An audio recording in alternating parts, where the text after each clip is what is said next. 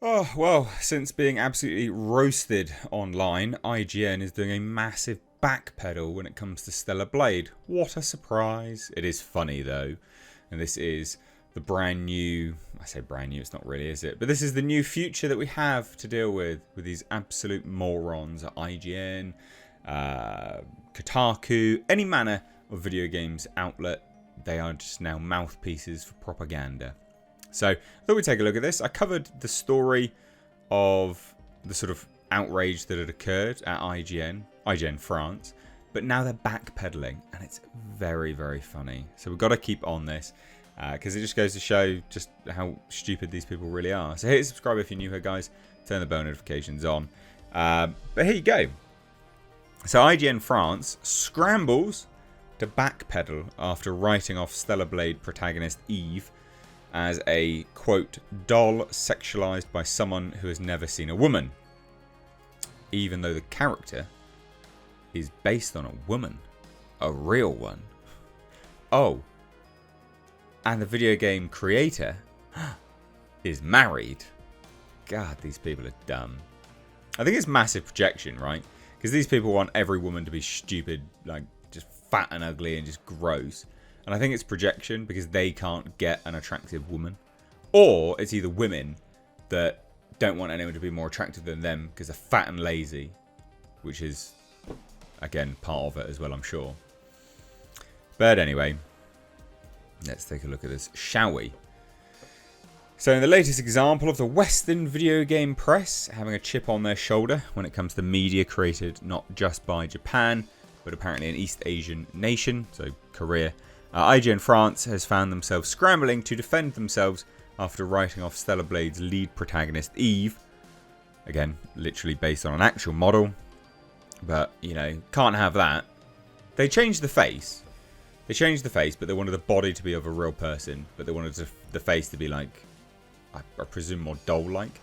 And also, like, people have an issue. What's wrong with wanting to look at attractive people? I don't want to look at some repugnant arsehole like for the majority of playing a game. It's not appealing in any way. So the French arm of the video game news outlet leveled their accusation against Stellar Blade's artistic direction on March 27th as part of their preview of the South Korean character action title. So following a brief overview of the game's post-apocalyptic humanity must fight for survival premise, the outlet's Ben Asolo took a detour to share his protestations against Eve's sexually appealing character design. Is it just that you're like, I don't know, like repressed and you don't like feeling that things are attractive? Is that what it is as well? And here's what they said. The design of the game, in particular its character, highlights an obvious bias. Yeah, to attractive people. What's wrong with that?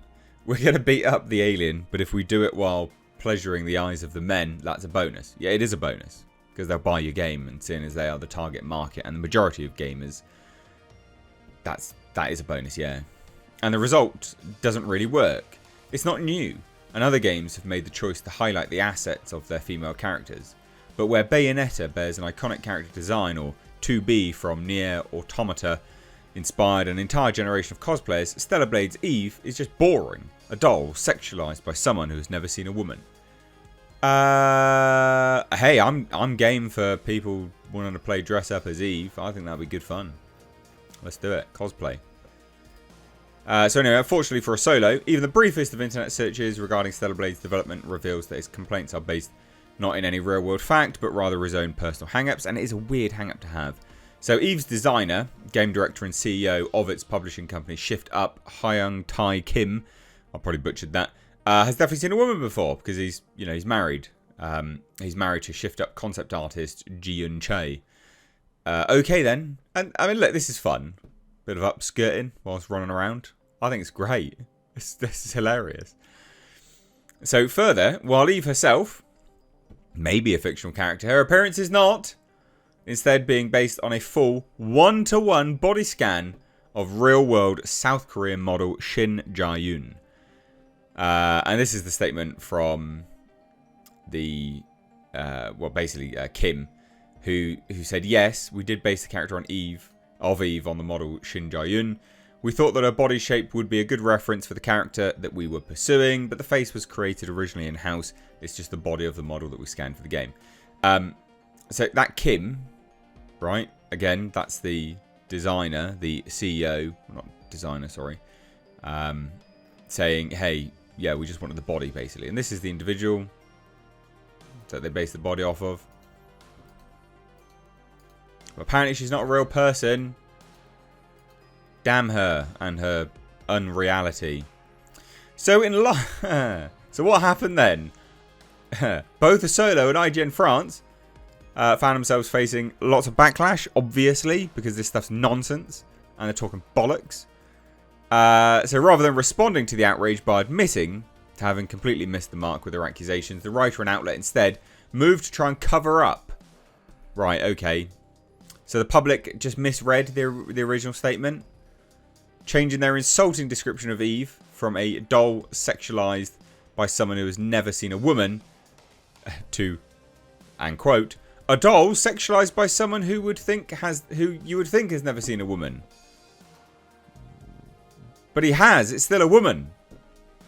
Solo then added the pompous disclaimer in English that this last sentence has been slightly edited in French, speaking people pretending not to understand what we meant, and the English-speaking mob who Google translated the initial text. You're a dumbass. Go away.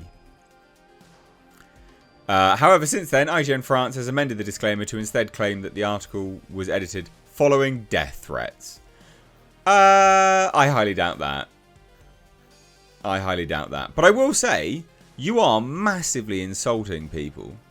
And you being really nasty with it too. So, not that I condone death threats, but would people be very passionate about this? Yes, absolutely.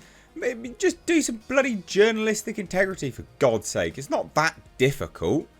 Just, you know, do a bit of research. It's based off a real person. You can't sit there and be like, oh, it would appear that they've not seen a real person. It's based on one.